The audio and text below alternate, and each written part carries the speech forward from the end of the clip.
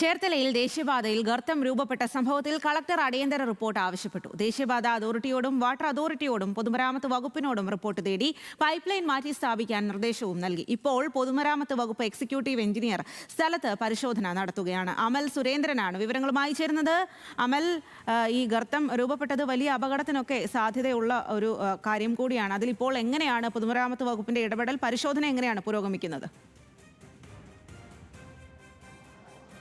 സ്വാതി, ഇന്നലെ രാത്രിയാണ് ഈ ഗർത്തം ദേശീയപാതയിൽ ഫ്ലൈ ഓവറിന് മുകളിലായിട്ട് രൂപപ്പെട്ടിരിക്കുന്നത്. ഈ 11-ാം മൈലിന്റെ ഭാഗത്തായിട്ടാണ് ഈ ഒരു ഗർത്തം രൂപപ്പെട്ടതെന്ന് നമുക്കറിയാവുന്നതാണ്. വലിയ രീതിയിൽ ആശങ്കയായിരുന്നു ഉണ്ടായിരുന്നത്. ഏതായാലും ഇപ്പോൾ പൊതുമരാമത്ത് വകുപ്പിന്റെയും അതോടൊപ്പം തന്നെ ജലസേചന വകുപ്പിന്റെയും ഉദ്യോഗസ്ഥരാണ് ഇവിടെ എത്തിയിരിക്കുന്നത്. കളക്ടറുടെ നിർദ്ദേശപ്രകാരം വിശദമായിട്ടുള്ള റിപ്പോർട്ട് നൽകുന്നതിന്റെ ഭാഗമായിട്ടാണ് ഇവർ എത്തിയിരിക്കുന്നത്.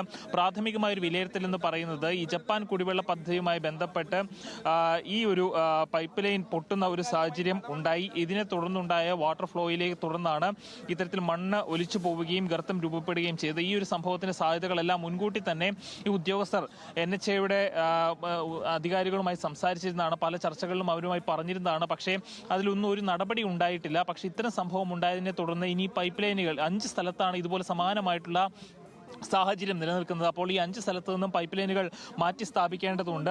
അപ്പോൾ അതിനു വേണ്ടിയിട്ടുള്ള ശ്രമമായിരിക്കും അടുത്ത ദിവസങ്ങളിൽ നടത്തുക. ഇപ്പോൾ നമുക്ക് കാണാവുന്നതാണ് ഈ NHAയുടെ അടക്കം ഉദ്യോഗസ്ഥർ ഇവിടെ എത്തിയിട്ടുണ്ട്. നമുക്ക് അവരോട് തന്നെ അല്പം ഒന്ന് സംസാരിക്കേണ്ടതുണ്ട്. ഏതായാലും ഇപ്പോൾ ജലസേചന വകുപ്പിന്റെ ഉദ്യോഗസ്ഥനാണ് ഇദ്ദേഹം.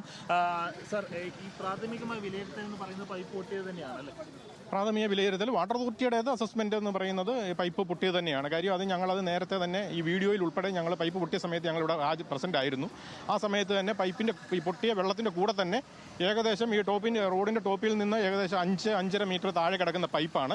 ആ പൈപ്പിൽ പൊട്ടി എന്ന് വെച്ചാൽ 2 അടി വ്യാസമുള്ളതാണ്, 600 mm ഡയമീറ്ററുള്ള പൈപ്പാണ്. ആ പൈപ്പ് പൊട്ടി മേളിലേക്ക് വെള്ളം വന്നതിൻ്റെ കൂടെ തന്നെ നല്ലൊരു ക്വാണ്ടിറ്റി സോയിലും അടിയിലുള്ളത്.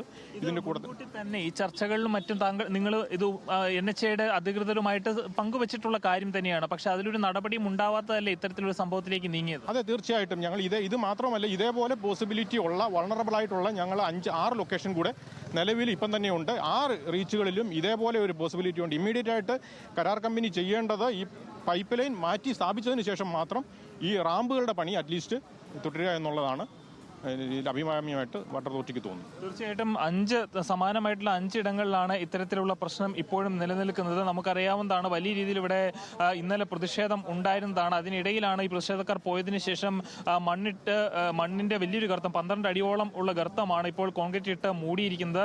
ഈ ഗർത്തം മൂടാൻ ഇന്നലെ പ്രതിഷേധക്കാർ സമ്മതിച്ചിരുന്നില്ല. പിന്നീട് ഈ വെള്ളം എന്തായാലും ഈ ഗുരുതരമായിട്ടുള്ള പ്രശ്നമാണ് ഇത്തരത്തിൽ ദേശീയപാതയിൽ ഗർത്തം രൂപം കൊള്ളുക എന്നുള്ളത്. അതിലാണ് കളക്ടർ ഇപ്പോൾ നടപടി തേടിയിരിക്കുന്നത്. പൊതുമരാമത്ത് വകുപ്പിന്റെ പരിശോധനയും അവിടെ പുരോഗമിക്കുകയാണ്. ആ വിവരങ്ങളാണ് അമൽ നൽകിയത്.